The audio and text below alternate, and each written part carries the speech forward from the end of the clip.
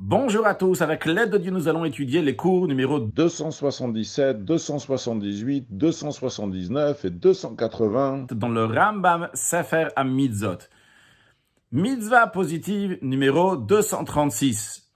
L'ordre qui nous a été enjoint des lois si quelqu'un a blessé son ami. Comme Dieu dit dans la Torah, Vechiyerivu nanashim, vehika ish edre'eu, que si des hommes se querellent et un homme va frapper son ami, eh bien la loi va être telle et telle. Le Rambam nous dit que ça s'appelle dîner knasot, les lois de knas au singulier, knasot au pluriel, c'est les lois donc des amendes.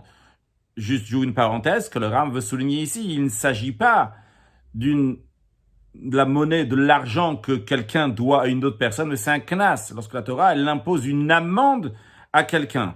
Et le Rambam nous dit qu'il y a un verset donc qui englobe donc tous ces amendes, comme la Torah dit, kasher asa kani aselo, comme il a fait à l'autre, on lui fera. Qu'est-ce que cela veut dire? Cela veut dire qu'on lui prend de l'argent, pas seulement lorsqu'il a endommagé physiquement ou un objet d'un autre, mais même s'il lui a fait quelque chose, comme par exemple, donc il a fait honte à l'autre personne, eh bien, on lui prendra une somme d'argent. Comme ça, on a reçu en tradition que c'est l'explication de ce verset. Le Rambam nous dit que les lois d'amende, donc les lois de knasot, knas au singulier, donc en ce qui concerne, donc si ce soit un homme qui a endommagé un autre homme, ou un homme qui a endommagé un animal, ou un animal qui a endommagé un homme, tous ces lois-là sont jugées, tous ces cas-là sont jugés uniquement par un tribunal qui a reçu son ordination rabbinique, sa smicha, en terre d'Israël.